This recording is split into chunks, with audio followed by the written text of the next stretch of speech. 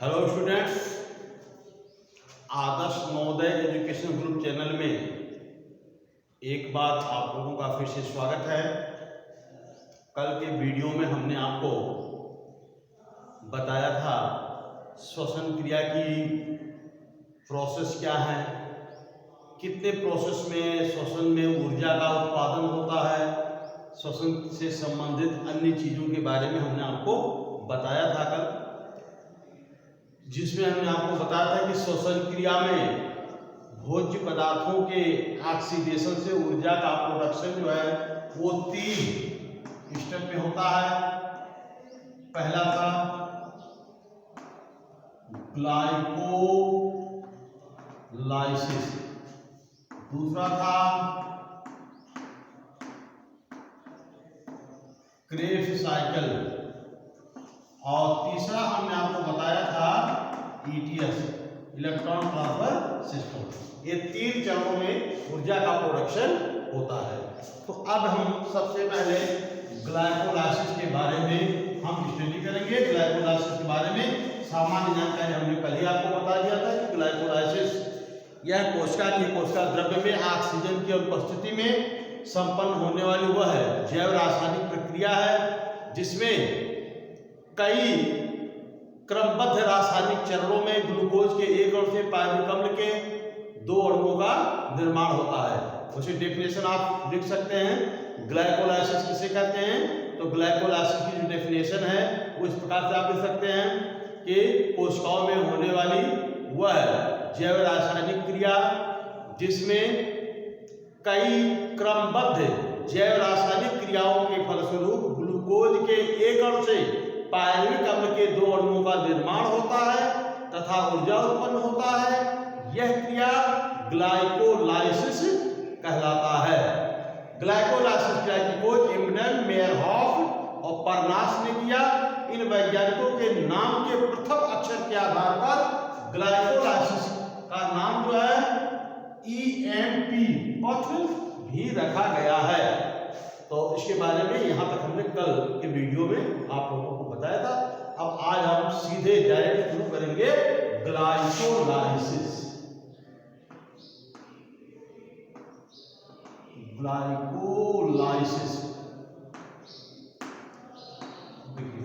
तो ग्लाइकोलाइसिस की डेफिनेशन हमने आपको बता दिया। अब इसके बाद जो है ग्लाइकोलाइसिस की क्रिया 3 चरणों में संपन्न होती है। पहला चरण क्या है? ग्लूकोज का फास्फोरिलीकरण, यानी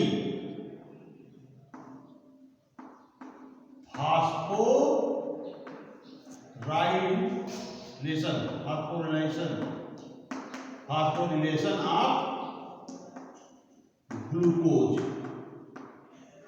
ग्लूकोज का फास्फोरिलीकरण। दूसरा है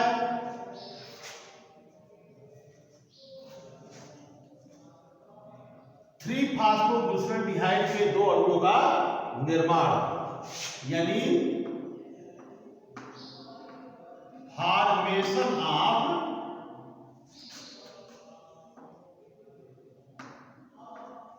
टू मॉलिक्यूल्स ऑफ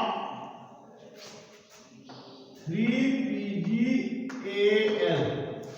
यानी 3-फास्फोग्लिसरॉल्डिहाइड के 2 अणुओं का निर्माण। और थर्ड स्टेप है फॉर्मेशन ऑफ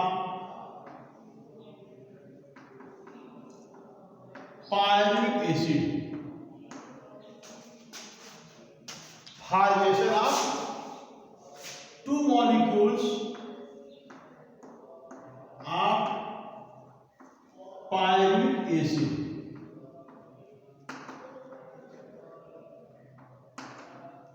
ये 3 चरणों में संपन्न होता है ग्लाइकोलाइसिस की क्रिया। अब देखिए, जैसे भी आपके RBSC बोर्ड एग्जाम में क्वेश्चन पूछा गया था 2019 में कि ग्लूकोज के फास्फोरिलीकरण को समझाइए। केवल एक पूरा ग्लाइकोलाइसिस ना पूछ करके केवल एक स्टेप पूछा गया था कि ग्लूकोज के फास्फोरिलीकरण को समझाइए। तो ये तीन अलग अलग स्टेप हो गए। अब तो अलग अलग स्टेप के आधार पर हम आपको बताएंगे। तो सबसे पहले फास्फोराइलेशन ऑफ ग्लूकोज।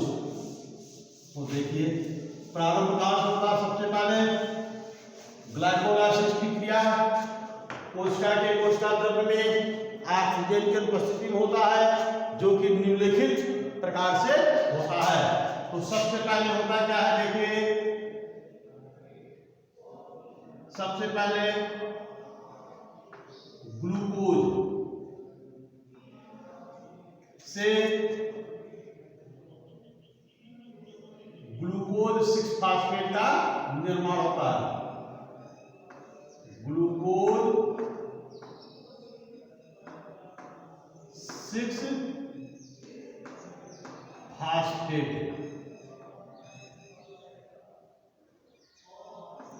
सबसे पहले ग्लूकोज से ग्लूकोज 6 फास्फेट का निर्माण होता है। अब देखिए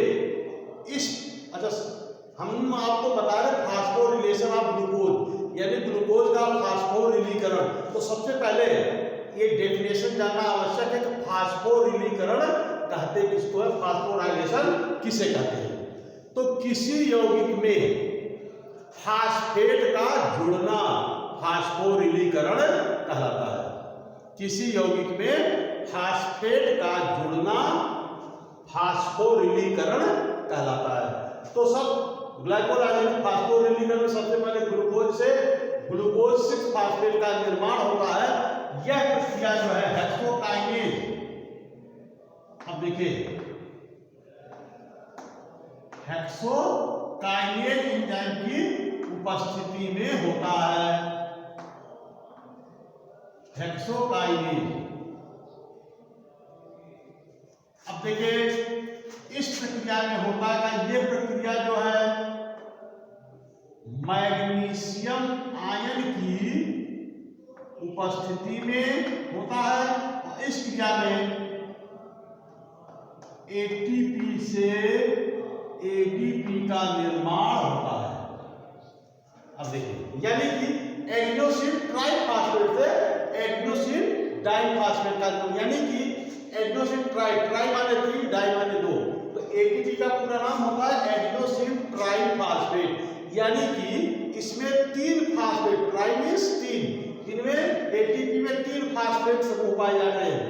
और एडीपी, जब एटीपी से एक फास्फेट अलग हो जाता है तो एडीपी का निर्माण होता है डाई पर। ट्राई से कितने होते हैं? डाई, यानी 3 से 2 फास्फेट लगा तो एडीपी बन जाता है। तो इसका मतलब यह हुआ कि एटीपी से एक फास्फेट अलग हुआ और एडीपी बन गया। अब देखिए हमने आपको क्या बताया कि किसी यौगिक में फास्फेट का जुड़ना फास्फोरिलीकरण कहलाता है। तो ग्लूकोज में फास्फेट आकर के जुड़ गया। वो फास्फेट कहां से आया? एटीपी के टूटने से प्राप्त हुआ फास्फेट। अब वो आकर के यहाँ पर जुड़ा तो ग्लूकोज 6 फास्फेट का निर्माण हो गया। इसमें कौन सा एंजाइम सहायक है? हेक्सोकाइनेज। अब देखिए ये क्या ध्यान रखना कि ये जितने भी एंजाइम्स हैं, एंजाइमों का नामकरण उनके कार्य के अनुसार किया जाता है। यानी जैसे हेक्सोकाइनेज, काइनेज का मतलब होता है ऊर्जा से संबंधित। काइनेज का मतलब है काइनेज जो है काइनेटिक से बना है। काइनेज हम जैसे हम आपको बता दें कि अधिकांश एंजाइमों के नामकरण के ये जो नियम है कि एंजाइमों के नाम के आगे एज, यानी ASE, ये प्रत्यय जुड़ा रहता है। एज जैसे hexokinase, lipase, amylase, ribose, phosphatase, sucrase, lactase. तो ये सारे नाम के आगे एज लग गया। एज लग गया अगर तो वो एंजाइम हो जाता है, और ओज अगर जो लगा तो कार्बोहाइड्रेट हो जाता है। इस चीज को ध्यान में रखना। किसी भी यौगिक के या किसी भी शब्द के आगे अगर ओज लगा है तो समझिए कार्बोहाइड्रेट है, जैसे glucose, fructose, sucrose, galactose, maltose. तो ये सब ओज लग गया तो कार्बोहाइड्रेट काइनेज। अब हेक्सोकाइनेज यानी चूंकि हमने क्या बताया, काइनेज जो है ये काइनेटिक से बना है, मतलब काइनेटिक से संबंधित है, और काइनेटिक जो है ऊर्जा से संबंधित है। तो चूंकि यहाँ पर एटीपी से एडीपी बन रहा है, यानी कि इसमें ऊर्जा का उपयोग हो रहा है, अर्थात इसमें फास्फेट जो है इसमें आकर के जुड़ा, फास्फेट एक ऊर्जा का स्वरूप है, तो फास्फेट आकर के इसमें जुड़ रहा है, तो इसका मतलब ऊर्जा से संबंधित है, तो क्या हो गया, काइनेज। अब हेक्सो का मतलब है कि ये जो ग्लूकोज है यह एक हेक्सो शर्करा है। हेक्सा का मतलब 6 से होता है, हेक्सा मीन्स 6, जैसे मोनो, डाई, ट्राई, मोनो माने 1, डाई माने 2, ट्राई माने 3, टेट्रा माने 4, पेंटा माने 5 है, और हेक्सा माने 6। तो ग्लूकोज जो है इसका जो सूत्र होता है C6H12O6, यानी ये 6 कार्बन परमाणु वाली शर्करा है। तो 6 कार्बन है, इनको हेक्सा यानी ये हेक्सोज शर्करा कहते हैं इसको, क्या, हेक्सोज। ग्लूकोज, फ्रक्टोज, गैलेक्टोज ये सब जो है हेक्सोज शर्करा है, 6 कार्बन परमाणु वाली शर्करा है। तो चूंकि अब देखिए हेक्सोकाइनेज नाम क्यों पड़ा इस एंजाइम का, क्योंकि यह एक हेक्सोज शर्करा का परिवर्तन ऊर्जा के उपयोग से दूसरे हेक्सोज शर्करा में कर रहा है।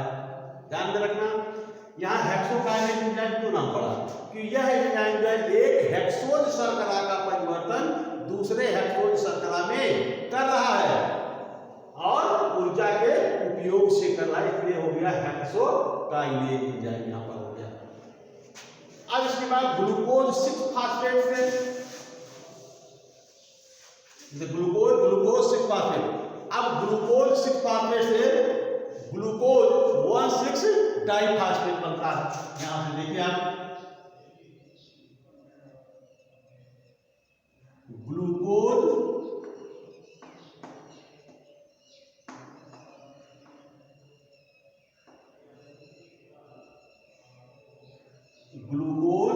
1,6 डाइफास्फेट, ग्लूकोज 1,6 डाइफास्फेट का निर्माण हो रहा है यहाँ पर। इसको हम यूं इस प्रकार से कर सकते हैं, इसको ऐसे।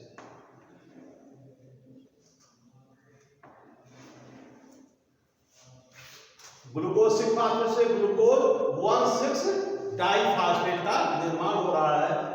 तो ग्लूकोज 1,6 डाइफास्फेट का निर्माण ये जो है ये फास्फोहेक्सो आइसोमरेज, फास्फोहेक्सो आइसोमरेज एंजाइम की उपस्थिति में होता है। फास्फोहेक्सो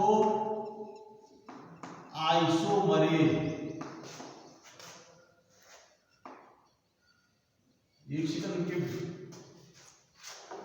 इसको वापस बनाने को ठीक ढंग से नहीं बन पा रहा है, थोड़ा सा जगह कम पड़ जाएगा। यहां से शुरू करते हैं हम। ग्लूकोज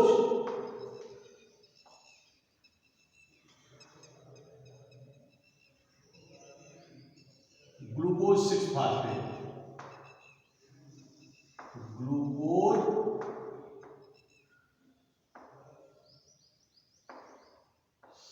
6 फास्फेट,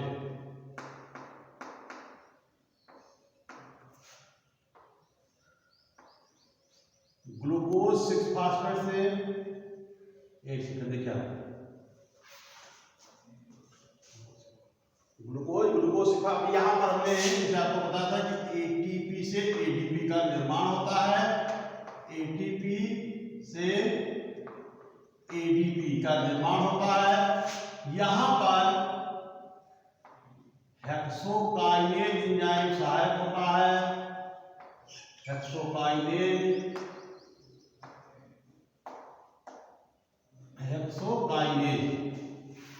और ये क्या, मैग्नीशियम आयन की उपस्थिति में होता है। यहां पर हम ये भी लिख देंगे, ग्लूकोज 6 फास्फेट। अब ग्लूकोज 6 फास्फेट से जो है फ्रक्टोज 6 फास्फेट का निर्माण होता है। फ्रक्टोज 6 फास्फेट, फ्रक्टोज 6 फास्फेट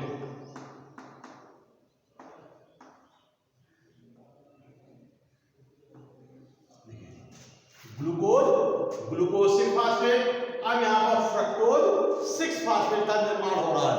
तो फ्रक्टोज 6 फास्फेट जो है, अब यहां देखिए फ्रक्टोज 6 फास्फेट यानी कि अब यहां पर कौन सा एंजाइम सहायक हो सकता है, आप क्या बता सकते हैं? यहां पर कौन सा एंजाइम, यानी वह कौन सा एंजाइम होगा जो ग्लूकोज 6 फास्फेट को फ्रक्टोज 6 फास्फेट में कन्वर्ट कर रहा है? तो देखिए अब इसमें जो है जो एंजाइम, अब देखिए ग्लूकोज और फ्रक्टोज क्या है, ये दोनों आइसोमर है। ग्लूकोज और फ्रक्टोज ये दोनों आइसोमर है। अब आइसोमर का मतलब ये हो गया समावयवी, यानी ऐसे दो या दो से अधिक यौगिक जिनका अणुसूत्र तो समान होता है लेकिन उनकी रासायनिक संरचना अलग अलग होती है, ऐसे यौगिकों को समावयवी यानी आइसोमर कहते हैं। तो ग्लूकोज और फ्रक्टोज दोनों आइसोमर हैं, यानी कि एक आइसोमर का परिवर्तन दूसरे आइसोमर में हो रहा है। तो अब यहां पर कौन सा एंजाइम भाग लेगा? तो देखिए अब यहां पर फास्फो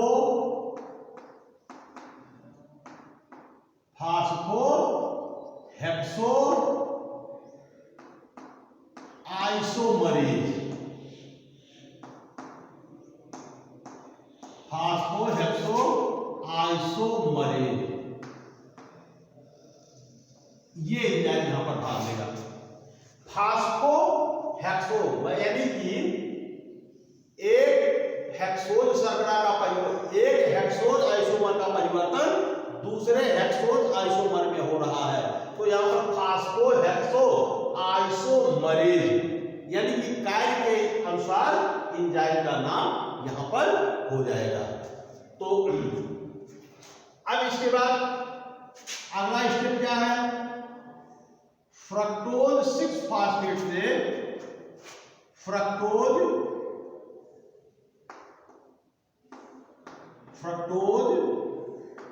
1,6 डाइफास्फेट,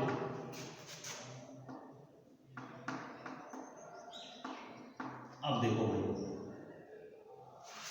इसको इस प्रकार से अगर जो इसके अंदर कर दें तो बहुत अच्छा रहता है। ये इसको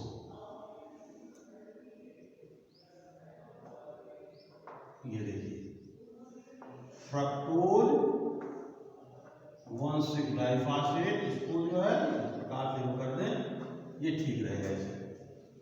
तो अब देखिए अब फ्रक्टोज 1,6 डाइफास्फेट, यहां पर फ्रक्टोज 6 फास्फेट था लेकिन अभी फ्रक्टोज 1,6 डाइफास्फेट हो गया, यानी एक फास्फेट बढ़ रहा है। इसका मतलब ये हुआ कि इसमें भी एक फास्फेट जुड़ेगा, तभी तो फास्फेट से डाइफास्फेट हो रहा है। तो एक फास्फेट जुड़ेगा, इसका मतलब जो है यहां भी एटीपी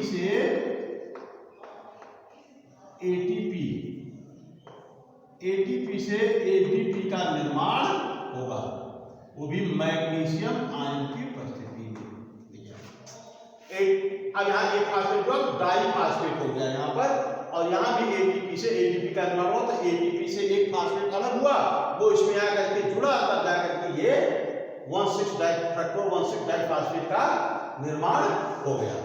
अब देखिए अब इसमें भी फास्फेट जुड़ रहा है, तो इसमें कौन सा एंजाइम होगा? फास्फोहेक्सोकाइनेज एंजाइम, यानी यह क्रिया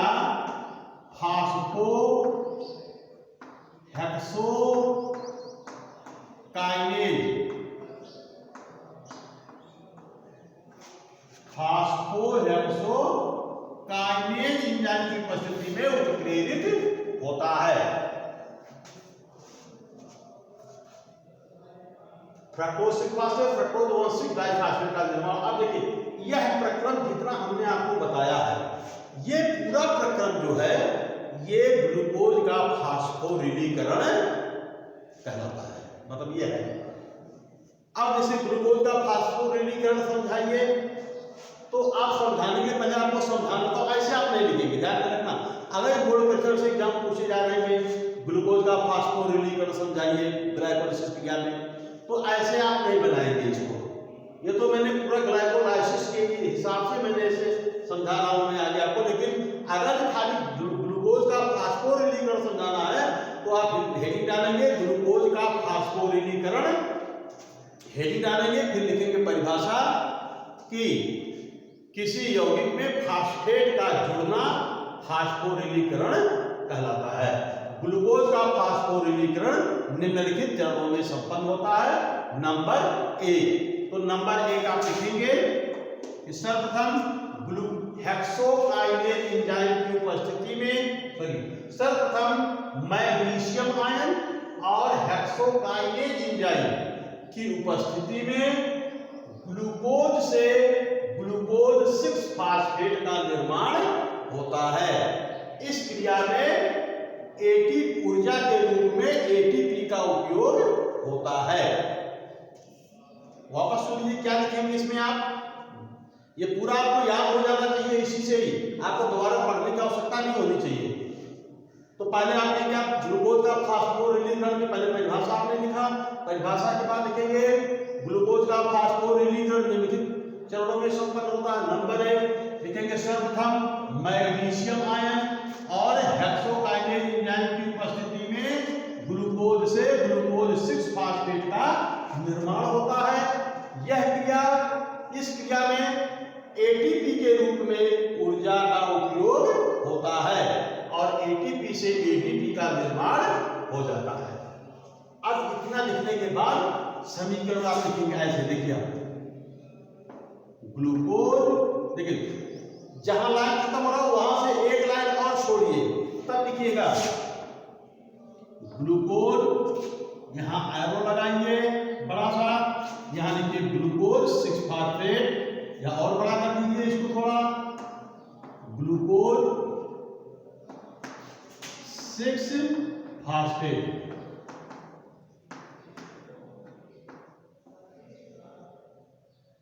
ग्लूकोज, अब यहां ऊपर आप एंजाइम का नाम लिखिए, यहां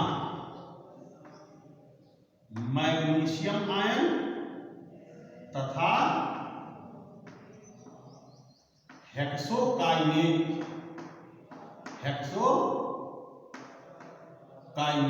ऐसे लिखेंगे आप, हेक्सोकाइनेज। और फिर यहां पर आप ऐसे करके इस प्रकार से यहां लिख देंगे एटीपी और यहां लिख देंगे एटीपी। अगर यहां पर मैग्नीशियम आयन यहां नहीं लिखना चाहते हैं यहां पर, तो ऊपर केवल हेक्सोकाइनेज लिख देना और मैग्नीशियम आयन जो है आप यहां लिख देना। ये पहला स्टेप हो गया, यानी कि ग्लूकोज फास्फोरिलीकरण का पहला स्टेप हो गया। सर्वप्रथम मैग्नीशियम आयन और हेक्सोकाइनेज एंजाइम की उपस्थिति में ग्लूकोज से ग्लूकोज 6-फॉस्फेट का निर्माण होता है। इस क्रिया में ऊर्जा के रूप में एटीपी का उपयोग होता है। और यहां नीचे समीकरण लिख दिया, ठीक है। अब दूसरा पॉइंट देखिए क्या लिखेंगे हम, दूसरा पॉइंट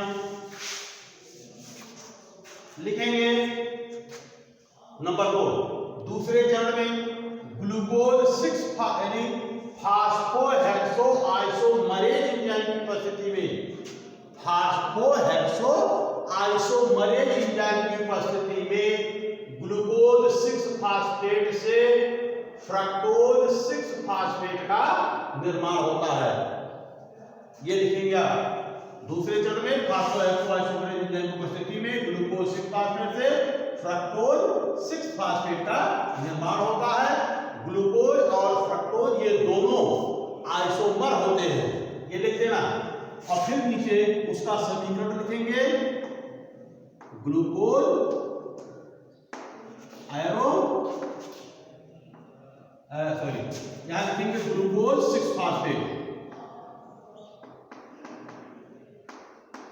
ग्लूकोज 6 फास्फेट, आयरो यहाँ लिखेंगे फ्रक्टोज 6 फास्फेट, फ्रक्टोज 6 फास्फेट। अब यहाँ एंजाइम का नाम ऊपर लिख दीजिए, फास्फोहेक्सो आइसोमरेज, फास्फोहेक्सो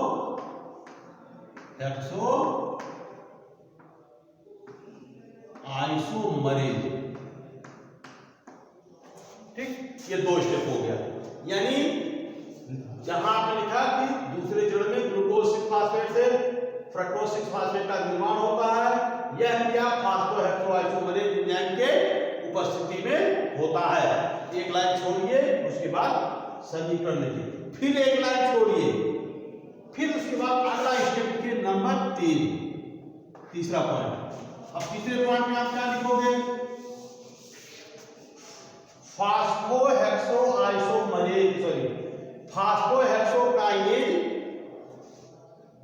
एंजाइम में मैग्नीशियम आयन तथा फास्फोहेक्सोकाइनेज एंजाइम की उपस्थिति में क्या लिखेंगे, मैग्नीशियम आयन तथा फास्फोहेक्सोकाइनेज एंजाइम की उपस्थिति में फ्रक्टोज 6 फास्फेट से फ्रक्टोज 1,6 डाइफास्फेट का निर्माण होता है। इस क्रिया में एटीपी के रूप में ऊर्जा का उपयोग होता है और एटीपी से एडीपी का निर्माण हो जाता है। अब उसके बाद इसे निम्नलिखित समीकरण से प्रदर्शित किया जा सकता है। तो लिखेंगे आप सीधे, यानी फ्रक्टोज 6 फास्फेट, एक लाइन छोड़ करके फ्रक्टोज 6 फास्फेट, आयरन लिखिए, यहां लिखिए फ्रक्टोज 1,6 डाइफास्फेट, फ्रक्टोज 1,6 डाइफास्फेट, ये देखिए फ्रक्टोज 1,6 डाइफास्फेट हो गए। अब यहां एंजाइम का नाम लिखो, फास्फोहेक्सो काइनेज, और यहां पर इसे एटीपी से एडीपी का निर्माण दिखा दीजिए, और यहां पर मैग्नीशियम आयन यहां पर दिखा दीजिए। देखिए ऐसा नहीं एडीपी से एटीपी बना, तो यहां पर ध्यान रहे आयरो के आगे एडीपी बनी, एटीपी से एडीपी बन रहा है, यानी एडोसिन ट्राइफास्फेट से एडोसिन डाइफास्फेट बन रहा है, यानी एक फास्फेट अलग हो रहा है और वह फास्फेट इसे जुड़ करके ये बना दिया, डाइफास्फेट बना दिया। आज इतना प्रक्रम जो हमने आपको बताया है, यह है ग्लूकोज का फास्फोरिलीकरण। ठीक है, अब अगला स्टेप देखिए भाई, इसके बाद क्या होता है, इसके बाद होता है 3-फॉस्फोग्लिसरॉल्डिहाइड के जोड़ों का निर्माण, फॉर्मेशन ऑफ 2 मॉलिक्यूलर 3-फॉस्फोग्लिसरॉल्डिहाइड। अब ये देखिए आप यहां पर ये कैसे होगा। अब इसके बाद यहां पर हम लिखेंगे 3, यानी यहां पर 2 अणु, 2 अणु, यहां पोस्ट 2 अणु, 3PGAL,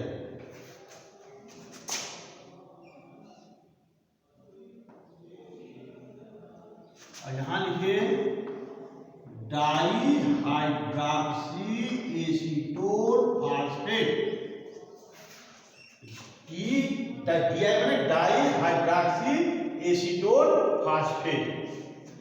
तो लिखेंगे अगला स्टेप कि फ्रक्टोज 1,6 डाइफास्फेट से 3-फॉस्फोग्लिसरॉल्डिहाइड, ये कल मैंने आपको कल की वीडियो हमने आपको बताया था कि इसको क्या पढ़ेंगे, 3-फॉस्फोग्लिसरॉल्डिहाइड तथा डाईहाइड्रॉक्सी एसीटोन फास्फेट का निर्माण होता है। अब देखिए 3-फॉस्फोग्लिसरॉल्डिहाइड और डाईहाइड्रॉक्सी डाइहाइड्रोक्सीएसिटोन ये दोनों आपस में परिवर्तनशील होते हैं, यानी ये बन सकता, यानी 3-फॉस्फोग्लिसरॉल्डिहाइड डाइहाइड्रोक्सीएसिटोन में परिवर्तित हो सकता है और डाइहाइड्रोक्सीएसिटोन 3-PgAl में परिवर्तित हो सकता है। अब देखिए, अब ये यहां पर कौन सा एंजाइम भाग लेगा, कौन सा एंजाइम यहां पर भाग, काम के हिसाब से बताइए आपकी कौन यहां पर काम क्या हो रहा है। देखिए, फ्रक्टोज 1,6 डाइफॉस्फेट से 3-ग्लिसरॉल्डिहाइड यानी एल्डिहाइड समूह का निर्माण हो रहा है इसमें, यानी कि एल्डिहाइड समूह इसमें जुड़ रहा है। तो एल्डिहाइड, तो यहां जो एंजाइम होगा वो होगा एल्डोलेज। कौन सा? Aldolase enzyme. एल्डोलेज नाम क्यों रखा गया? क्योंकि ये एल्डिहाइड वाले यौगिक का निर्माण यहां पर इससे हो रहा है, एल्डिहाइड वाले यौगिक, एल्डिहाइड वाला यौगिक बन रहा है, इसलिए एल्डोलेज नाम इसका रख दिया गया। तो अगले स्टेप में हम क्या लिखेंगे? फ्रक्टोज 1,6 डाइफॉस्फेट यानी एल्डोलेज एंजाइम की उपस्थिति में फ्रक्टोज 1,6 डाइफॉस्फेट से 3-फॉस्फोग्लिसरॉल्डिहाइड और डाइहाइड्रोक्सीएसिटोन फास्फेट का निर्माण के दो अणुओं का निर्माण होता है। 3-फॉस्फोग्लिसरॉल्डिहाइड और डाइहाइड्रोक्सीएसिटोन फास्फेट ये दोनों एक दूसरे में परिवर्तनशील होते हैं। अब ये भी ध्यान दें, यह परिवर्तनशील जो है ये फास्फोट्रायोल आइसोमरेज एंजाइम की उपस्थिति में इनका परिवर्तन होता है। फास्फोट्रायोल आइसोमरेज, यहां पर हम सिर्फ आइसोमरेज लिख दे रहे हैं, आइसोमरेज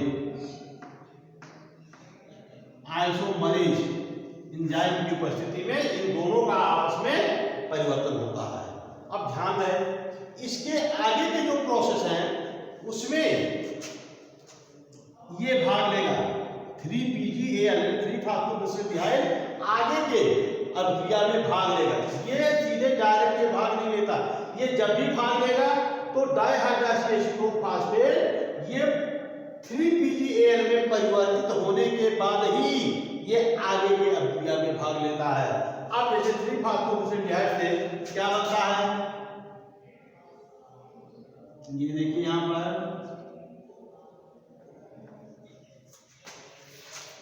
3-फॉस्फोग्लिसरॉल्डिहाइड से 1,3-डाइफॉस्फोग्लिसरॉल्डिहाइड का निर्माण होता है। 1,3-डाइफॉस्फोग्लिसरॉल्डिहाइड 1,3-डाइफॉस्फोग्लिसरॉल्डिहाइड का निर्माण होता है। अब देखिए अब 1,3-डाइफॉस्फोग्लिसरॉल्डिहाइड के निर्माण में यही भाग लेगा। ऐसा नहीं कि ये सीधे ये बना दे, यानी कि डाइहाइड्रोक्सीएसिटोन फास्फेट ये सीधे 1,3-डाइफॉस्फोग्लिसरॉल्डिहाइड का निर्माण नहीं कर सकता, बल्कि ये जब इसमें कन्वर्ट होगा फिर ये इसका निर्माण करेगा। और यह क्रिया जो है ये H3PO4 की उपस्थिति में होता है। किसके? H3PO4 यानी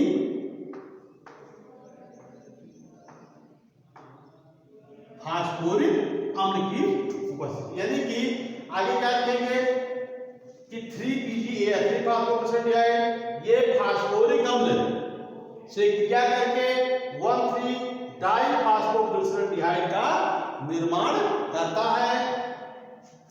डाइहाइड्रोक्सीएसिटोन फास्फेट से डायरेक्ट 1,3-डाइफॉस्फोग्लिसरॉल्डिहाइड का निर्माण नहीं कर सकता है।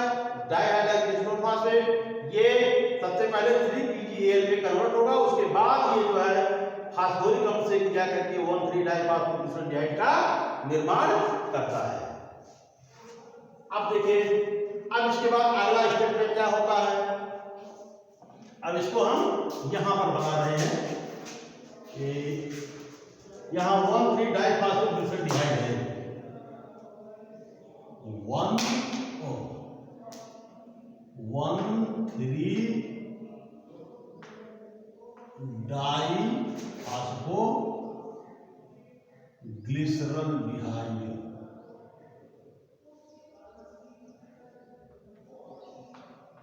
ग्लिसरलडिहाइड। अब देखिए इसी चीज को मैं ऊपर लिख दिया हूं यहां पर 1,3-डाइफास्फोग्लिसरलडिहाइड। तो 1,3-डाइफास्फोग्लिसरलडिहाइड से जो है 1,3-डाइफास्फोग्लिसरिक अम्ल का निर्माण होता है।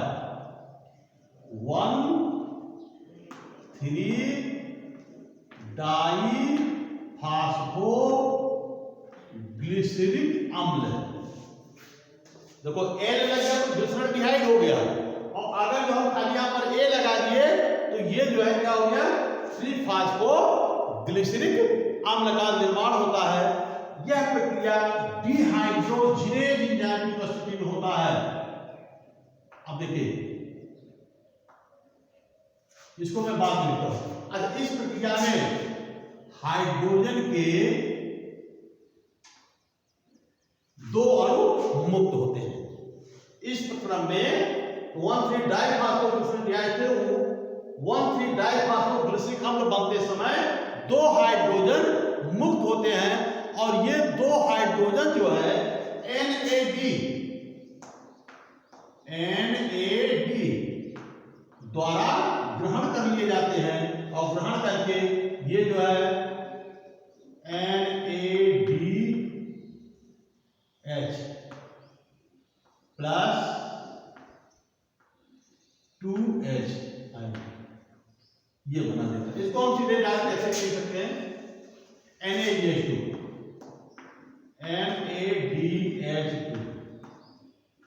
का निर्माण होता है। अब देखिए आप, चूंकि इसके 2 ध्यान रहे, ये 3-फास्फोग्लिसरलडिहाइड से 1,3-डाइफास्फोग्लिसरलडिहाइड बनता, तो ये भी 2 अणु बनता है। ध्यान में रहे इस चीज को, जो भी बनेंगे वो 2 अणु बनेंगे, यानी कि 3-फास्फोग्लिसरलडिहाइड के 2 अणुओं से 1,3-डाइफास्फोग्लिसरलडिहाइड के 2 अणुओं का निर्माण होता है। आप 2 अणु लिख देना जरूरी है यहां पर, 2 अणु। अब चूंकि देखिए जब 1,3-डाइफास्फोग्लिसरलडिहाइड का 1 अणु का परिवर्तन 1,3-डाइफास्फोग्लिसरिक अम्ल में होता है, तो इससे 2 हाइड्रोजन निकलता है। तो चूंकि यहाँ पर 2 अणु है, यहाँ पर 4 हाइड्रोजन निकलेगा। तो 4 हाइड्रोजन जब निकलेगा तो यहाँ पर जो है NADH2 के 2 अणुओं का निर्माण हो जाएगा यहाँ पर। लेकिन यहाँ पर हम खाली एक ही अभी लिखे हैं। आप चाहो तो यहाँ पर 2 और भी यहाँ पर लिख सकते हो, ये भी आप लिख सकते हो, ऐसा भी हम कर सकते हैं कि 2 अणु से 4 हाइड्रोजन निकलेंगे, और ये NAD द्वारा ग्रहण कर लिए जाएंगे, और 2 NADH2 का निर्माण। अब देखिए अब यहां पर कौन सा एंजाइम भाग लेगा, तो हमने आपको बताया था कि कार्य के अनुसार एंजाइमों का नामकरण रखा जाता है। तो हाइड्रोजन निकल रहा है इसमें से, तो कहीं निकलने को डी कहा जाता है। डी अपने जीव विज्ञान की भाषा में डी माने होता है निकलना, रिलीज होना। क्या क्या निकल रहा भाई? हाइड्रोजन निकल रहा। डी माने निकलना, और निकल क्या रहा है? हाइड्रोजन। और कौन निकाल रहा है? यह एक एंजाइम निकाल रहा है। तो एंजाइम का प्रत्यय क्या होता है? एज होता है। तो यहां पर जो एंजाइम भाग लेगा उसका नाम हम क्या लिखेंगे? डिहाइड्रोजिनेज। क्या नाम हो जाएगा? डिहाइड्रोजिनेज, यानी कि हाइड्रोजन को निकालने वाला एंजाइम, यानी वह एंजाइम जो किसी रासायनिक क्रिया से हाइड्रोजन को निकालता है, तो वह एंजाइम होगा डिहाइड्रोजिनेज। डिहाइड्रोजिनेज।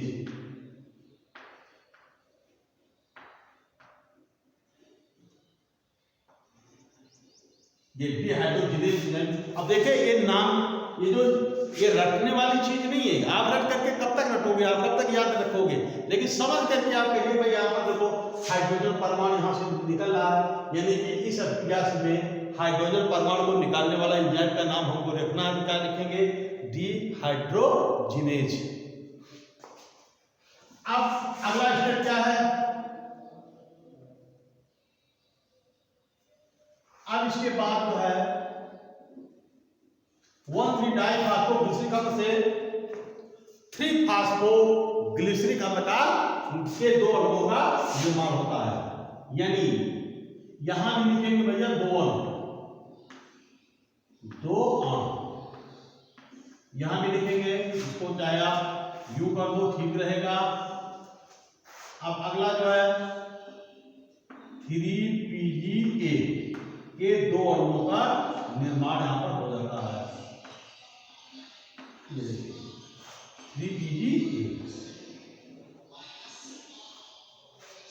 3PgA के 2 अणुओं का निर्माण यहां पर हो रहा है। अब यहां पर डाइफॉस्फोग्लिसरोकाइनेज एंजाइम भाग लेता है।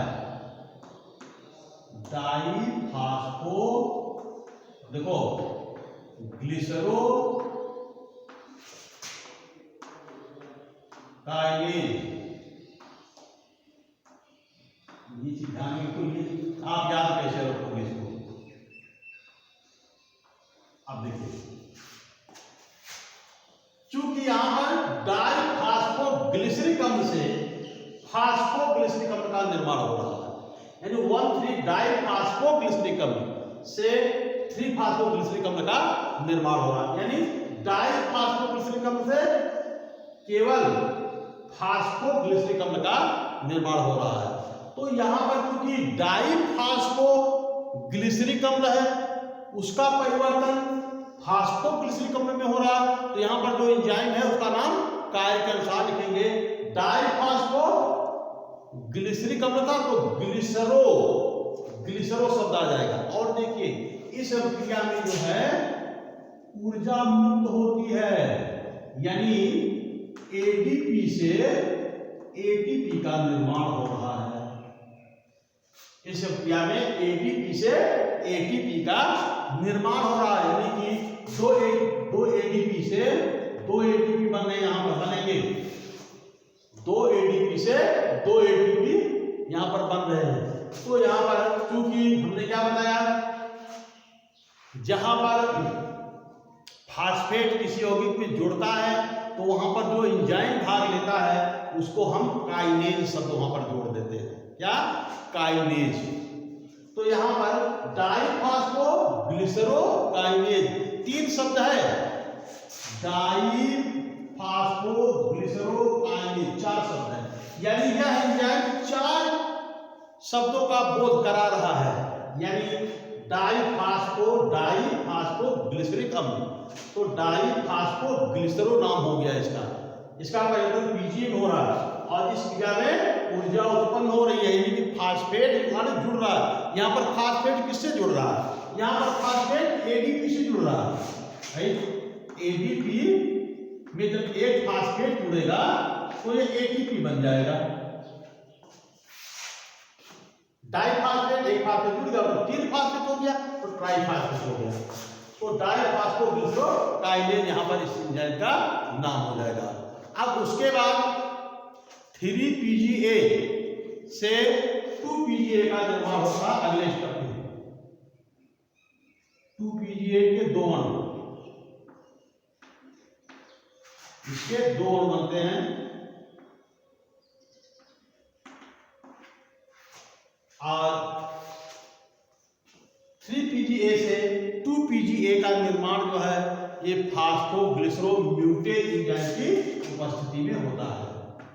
फॉस्फोग्लिसरोम्यूटेज एंजाइम की उपस्थिति में होता है। अब इसके बाद 2PgA से जो है PEP बनता है। PEP के 2 अणुओं का निर्माण हो जाता है।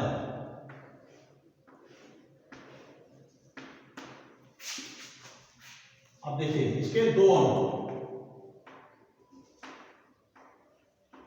अणु यहाँ पर इसके बन जाते हैं। फिर इसके बाद जो है PEP से, अब यहाँ देखें इस अभिक्रिया में पानी का एक अणु मुक्त होता है, पानी का एक अणु मुक्त होता है। यहां पर एंजाइम क्या हो जाएगा, इनोलेज।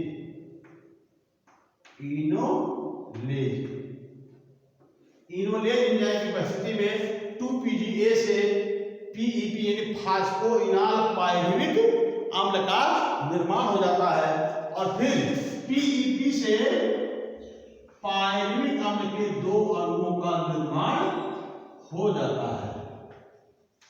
पायरुविक अम्ल के दो अणुओं का दो बन जाते हैं।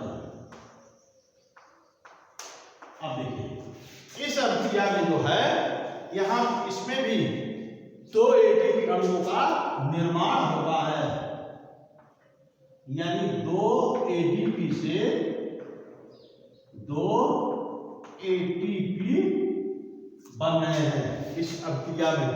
तो यहां पर कौन सा एंजाइम होगा, चूंकि यहां पर यानी फास्फेट जुड़ रहा है किसी यौगिक में, तो यहां पर हो जाएगा pyruvic kinase enzyme. Pyruvic kinase, pyruvic kinase.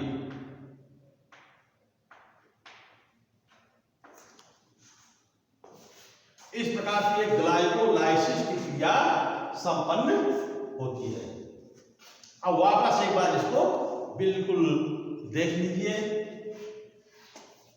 सबसे पहले ग्लाइकोलाइसिस की क्रिया जो है तीन प्रमुख स्टेप में पूरा होता है। ग्लूकोज का फास्फोरिलीकरण, उसके बाद 3-फॉस्फोग्लिसरॉल्डिहाइड का ये दो अणुओं का निर्माण, फिर पायरुविक अम्ल के दो अणुओं का निर्माण। तो सबसे पहले हेडिंग डालेंगे ग्लूकोज का फास्फोरिलीकरण। तो परिभाषा लिख देंगे कि किसी यौगिक में फास्फेट का जुड़ना फास्फोरिलीकरण कहलाता है। ग्लूकोज का फास्फोरिलीकरण निम्नलिखित प्रकार से होता है। नंबर 1, सर्वप्रथम मैग्नीशियम आयन और या मैग्नीशियम आयन की उपस्थिति में ग्लूकोज का ग्लूकोज 6 फास्फेट में परिवर्तन हो जाता है। यह क्रिया हेक्सोकाइनेज एंजाइम की उपस्थिति में होता है या हेक्सोकाइनेज एंजाइम द्वारा उत्प्रेरित होता है, जैसा भी आप लिखना चाहें लिख सकते हैं। सर्वप्रथम मैग्नीशियम आयन तथा हेक्सोकाइनेज एंजाइम की उपस्थिति में ग्लूकोज से ग्लूकोज 6 फास्फेट का निर्माण होता है। इस क्रिया में ऊर्जा के रूप में ATP अणु का उपयोग होता है और ATP से ADP का निर्माण हो जाता है। दूसरा पॉइंट, ग्लूकोज 6 फास्फेट से फ्रक्टोज यानी फास्फोहेक्सो आइसोमरेज एंजाइम की उपस्थिति में ग्लूकोज 6 फास्फेट से फ्रक्टोज 6 फास्फेट का निर्माण हो जाता है। अगला स्टेप और फिर वही समीकरण लिखते जाएंगे जैसे हमने अभी पहले बताया था, समीकरण लिखते जाएंगे। अगला पॉइंट लिखेंगे फ्रक्टोज यानी फास्फोहेक्सोकाइनेज एंजाइम की उपस्थिति में फ्रक्टोज 6 फास्फेट से फ्रक्टोज 1,6 डाइफास्फेट का निर्माण होता है। यह क्रिया इस क्रिया में मैग्नीशियम आयन की उपस्थिति में होता है। इस क्रिया में ऊर्जा के रूप में ATP अणु का उपयोग होता है और ATP से ADP का निर्माण हो जाता है। ठीक है, ये पूरा प्रक्रम हो गया ग्लूकोज का फास्फोरिलीकरण। अब उसके बाद लिखेंगे, हेडिंग डालेंगे कि 3-फॉस्फोग्लिसरॉल्डिहाइड का निर्माण। तो लिखेंगे 3-फॉस्फोग्लिसरॉल्डिहाइड का निर्माण निम्नलिखित प्रकार से होता है। नंबर 1, सर्वप्रथम fructose 1,6 diphosphate enzyme aldolase enzyme की उपस्थिति में 3-PGAL और डाइहाइड्रोक्सीन फास्फेट का निर्माण कर देता है। 3-फॉस्फो के दो अणुओं का निर्माण कर देता है। 3-फॉस्फोग्लिसरॉल्डिहाइड और डाइहाइड्रोक्सीन फास्फेट ये दोनों आइसोमरेज एंजाइम की उपस्थिति में एक दूसरे में परिवर्तनशील होते हैं। आगे और लिखेंगे कि आगे की अभिक्रिया में 3-PGAL ही भाग लेता है। डाइहाइड्रोक्सीन फास्फेट से डायरेक्ट भाग नहीं लेता। डाइहाइड्रोक्सीन फास्फेट ये 3-PGAL में कन्वर्ट होता रहता है और फिर आगे की अभिक्रिया में भाग लेता है। अगला पॉइंट लिखेंगे 3-PGAL ये पायरुविक अम्ल से क्रिया करके 3PgAl यानी 3-फॉस्फोग्लिसरॉल्डिहाइड फास्फोरिक अम्ल से क्रिया करके 1,3-डाइफॉस्फोग्लिसरॉल्डिहाइड का निर्माण करता है। इसका 1,3-डाइफॉस्फोग्लिसरॉल्डिहाइड का निर्माण करता है। नहीं, 1,3-डाइफॉस्फोग्लिसरॉल्डिहाइड के 2 अणुओं का निर्माण करता है। अगला स्टेप लिखेंगे, डिहाइड्रोजिनेज एंजाइम की उपस्थिति में 1,3-डाइफॉस्फोग्लिसरॉल्डिहाइड ये 1,3-डाइफॉस्फोग्लिसरिक अम्ल का निर्माण कर देता है। क्या लिखेंगे, डिहाइड्रोजिनेज एंजाइम की उपस्थिति में 1,3-डाइफॉस्फोग्लिसरॉल्डिहाइड का परिवर्तन 1,3-डाइफॉस्फोग्लिसरिक अम्ल में हो जाता है। इस अभिक्रिया में कुल 4 हाइड्रोजन मुक्त होते हैं जो कि NAD द्वारा ग्रहण कर लिए जाते हैं और ग्रहण करने के बाद ये जो है 2 NADH2 का निर्माण हो जाता है। अब ये जो है ये तो बन रहा नहीं है, ये कहाँ जाएगा, ये जाएगा ETS में जाएगा, आगे ETS में आगे जाएगा, 2 ETS, ये ETS में जाएगा। अब लिखेंगे 1,3-डाइफॉस्फोग्लिसरॉल्डिहाइड की उपस्थिति में 1,3-डाइफॉस्फोग्लिसरिक अम्ल का परिवर्तन 3-फॉस्फोग्लिसरिक अम्ल में हो जाता है। इस अभिक्रिया में 2 ATP अणुओं का निर्माण होता है। इसमें से देखो ध्यान रखना, 1,3-डाइफॉस्फोग्लिसरिक अम्ल है, यहाँ केवल फॉस्फोग्लिसरिक अम्ल है, यानी 2 फॉस्फोग्लिसरिक अम्ल। अब 2 फास्फेट कहने मतलब क्या है, इसमें डाइफॉस्फो है, इसका मतलब इसमें 2 फास्फेट है। ये दोनों फास्फेट अलग हो जाएंगे और दोनों फास्फेट अलग होकर के एक ATP से जुड़ करके 2 ATP बना देते हैं। तो 2 ATP से 2 ATP का निर्माण इस क्रिया में हो जाता है। फिर लिखेंगे 3PGA यानी फास्फोग्लिसरॉल्डिहाइड एंजाइम की उपस्थिति में 3PGA से 2PGA का निर्माण हो जाता है। फिर आगे 2 अणुओं का हमेशा ही लिखेंगे, 2 अणुओं का निर्माण हो जाता है। फिर उसके बाद लिखेंगे पायरुवेट अम्ल के निर्माण में 2 इनोलेज एंजाइम की उपस्थिति में 2-फॉस्फोग्लिसरिक अम्ल से फास्फोइनाल पायरुविक अम्ल का निर्माण होता है। इस क्रिया में पानी का एक अणु बाहर निकलता है। फिर आगे लिखेंगे कि फास्फोइनाल यानी पायरुविक काइनेज एंजाइम की उपस्थिति में फास्फोइनाल पायरुविक अम्ल से पायरुविक अम्ल के 2 अणुओं का निर्माण हो जाता है। इस अभिक्रिया में भी देखो, इस अभिक्रिया में 2 ADP से 2 ATP अणुओं का निर्माण हो जाता है। ये पूरा प्रक्रम जो है ये हो गया आपका ग्लाइकोलाइसिस। अब यहीं पर हम आपको और भी बता देना चाहेंगे कि ऊर्जा कैसे का हमने बताया था ना कि ग्लाइकोलाइसिस में कुल 8 ATP ऊर्जा बनती है।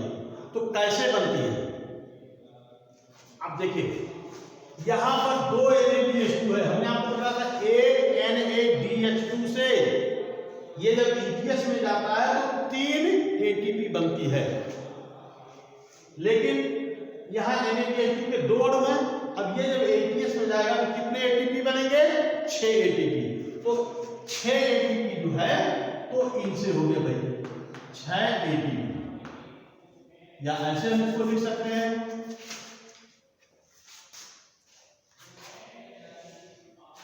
इसको एक बार मैं यहां से निकाल देता हूं। देखिए इसको इस प्रकार से लिखेंगे हम, यानी 2 NADH प्लस 2 हाइड्रोजन है, ये जब ETS में जाएंगे ETS तो इनसे जो है 6 ATP बन जाएंगे, 6 ATP ये बन रही है। आप देखिए यहां पर एक ये और ये देखिए 2 ATP यहां बन रहा है और 2 ATP यहां कहां पर, यानी 1,3-डाइफॉस्फोग्लिसरिक अम्ल से 3-फॉस्फोग्लिसरिक अम्ल बनते समय 2 ATP बनता है तथा पायरुविक अम्ल से पायरुविक अम्ल बनने में भी 2 ATP अणु का निर्माण होता है, यानी कि कुल 4 ATP अणुओं का निर्माण होता है। कितने? 4 ATP बनते हैं। ध्यान में रखना, ग्लाइकोलाइसिस में प्रत्यक्ष रूप में 4 ATP बनते हैं, 2 यहां पर और 2 यहां पर। 4 ATP अणु बनते हैं ग्लाइकोलाइसिस में प्रत्यक्ष रूप से।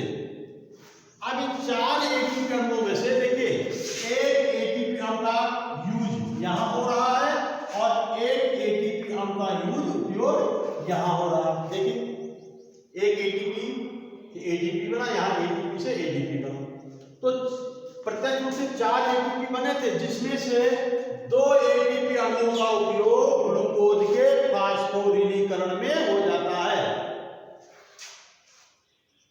ग्लाइकोलाइसिस में प्रत्यक्ष रूप से कुल 4 ATP बनते हैं, जिसमें से 2 ATP अणुओं का निर्माण 2 ATP अणुओं का उपयोग ग्लूकोज के फास्फोरिलीकरण में हो जाता है। यानी कि शुद्ध लाभ कितना होगा? 2 ATP। कितना? 2 ATP ये हुई। अब ये जब इसमें जाएगा ये, तो 6 इससे बना और 2 ATP ये हो गया, तो कुल कितने हो गए? 8 ATP। यानी ग्लाइकोलाइसिस में कुल यही 8 ATP ऊर्जा प्राप्त होती है। कैसे कैसे? आप इसका विवरण वापस बता दीजिए कि ग्लाइकोलाइसिस में प्रत्यक्ष रूप में कुल 4 ATP अणु बनते हैं। कहाँ कहाँ? 2 ATP अणु तो बनते हैं 1,3-डाइफॉस्फोग्लिसरिक अम्ल से डाइफॉस्फोग्लिसरिक अम्ल, 3-फॉस्फोग्लिसरिक अम्ल बनते समय, और 2 बनते हैं फास्फोइनॉल पायरुविक अम्ल से पायरुविक अम्ल बनते समय। कुल 4 ATP बनते हैं, जिसमें से 2 ATP अणु का उपयोग जो है ग्लूकोज के फास्फोरिलीकरण में हो जाता है। तो कुल मिलाकर के शुद्ध ATP अणु का लाभ हो गया। तो 2 ATP तो ये हो गए जो डायरेक्ट रूप में, प्रत्यक्ष रूप में बने थे। अब बाकी ये जो 1,3-डाइफॉस्फोग्लिसरीन 1,3-डाइफॉस्फोग्लिसरिक अम्ल बनने में 2 NADH2 अणुओं का निर्माण हुआ था। ये जब ETS में जाएंगे इनसे 6 ATP हो जाता है। तो 6 ATP अप्रत्यक्ष रूप में, यानी ग्लाइकोलाइसिस में 6 ATP अप्रत्यक्ष रूप में और 2 ATP प्रत्यक्ष रूप में लाभ होता है। कुल 8 ATP ही बनती है। ध्यान रहे, हमने आपको बताया था कि अवायवीय श्वसन में जो है केवल 2 ATP ऊर्जा बनी। ग्लूकोज के एक अणु के ऑक्सीकरण से केवल 2 ATP ऊर्जा बनती है। और यह बताया था कि वायवीय श्वसन में 38 ATP बनती है। वो तो हम अगले वीडियो बताएंगे, लेकिन यहाँ पर बताना चाहिए कि 2 ATP कहाँ बनती है। अवायवीय श्वसन में जो है ये जो 4 ATP बने ना, 2 यहाँ और 2 यूज में आ गया, तो केवल ये 2 ATP ही उनको शुद्ध लाभ हो पाता है। क्यों? क्योंकि जब अवायवीय श्वसन है तो अवायवीय श्वसन में ना तो क्रेब चक्र चलता है और ना ही ETS चलता है। ध्यान में रहे, अवायवीय श्वसन में ETS नहीं चलता है। तो ETS जब चलता ही नहीं है तो ये जो 2 NADH2 बने थे ना, इनके 2 अणु, इनसे कोई ऊर्जा प्राप्त नहीं हो पाता है। केवल ये 2 ATP ही रह जाती है। ये 6 ATP जो बन रही है ETS में जाने पर वो नहीं बन पाता है। ये बिल्कुल दिमाग में ये बात रहनी चाहिए आपके कि अवायवीय श्वसन करने वाले जीवों में ग्लाइकोलाइसिस तो होगा, ये 2 NADH2 के अणु बनेंगे, लेकिन ये बेकार जाएंगे, इनसे कोई ऊर्जा का उत्पादन नहीं हो पाएगा उनके बॉडी में, क्योंकि ये ETS में जाएगा तभी ये 6 ATP में कन्वर्ट हो पाएगा। तो ETS चलता ही नहीं है उनमें, अतः 2 NADH2 से 6 ATP का निर्माण होता है। केवल ही 2 ATP ही उनको प्राप्त हो पाता है। तो ये आज हमने जो आपको ग्लाइकोलाइसिस में बताया है, बहुत महत्वपूर्ण चीजों को मैंने बताया। बहुत सारे क्वेश्चन इस पर बनते हैं। कुछ प्रश्नों को मैं हाईलाइट करना चाहता हूं, आप उसको नोट कर लीजिएगा। जैसे देखिए कितने क्वेश्चन बनते हैं इस पर, मैं लिख तो नहीं सकता हूं, अभी ज्यादा लंबा वीडियो हो जाएगा, लेकिन क्वेश्चन में से बोल दे रहा हूं। पहला क्वेश्चन, ग्लाइकोलाइसिस क्रिया कहां से उत्पन्न होती है? कोशिका द्रव्य में, ऑक्सीजन की अनुपस्थिति में। ग्लाइकोलाइसिस के खोजकर्ता कौन है? इमडेल मेयरहॉफ पार्सनाथ। ग्लाइकोलाइसिस का दूसरा नाम क्या है? ईएमपी पथ। अगला पॉइंट, ग्लाइकोलाइसिस में कुल कितने एटीपी अणुओं का निर्माण होता है? 8 एटीपी। ध्यान में रहे, ग्लाइकोलाइसिस में कुल कितने एटीपी बनता है? 8 एटीपी। अगर ऐसा पूछा जा रहा है ग्लूकोज में प्रत्यक्ष रूप में कितने एटीपी अणु प्राप्त होते हैं?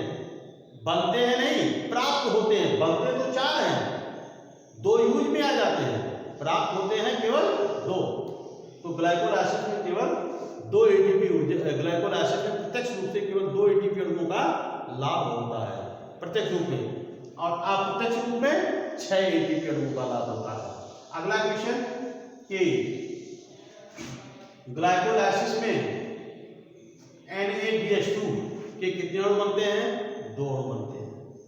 अगला क्वेश्चन, ग्लाइकोलाइसिस का अंतिम उत्पाद क्या है? पायरुविक अणु। अगला क्वेश्चन, ग्लाइकोलाइसिस के अणु से, ग्लाइकोलाइसिस में ग्लूकोज के एक अणु से पायरुविक अणु के कितने अणुओं का निर्माण होता है? 2 अणुओं का निर्माण होता है। तो ये सारे क्वेश्चन जो है ग्लाइकोलाइसिस से बन सकते हैं।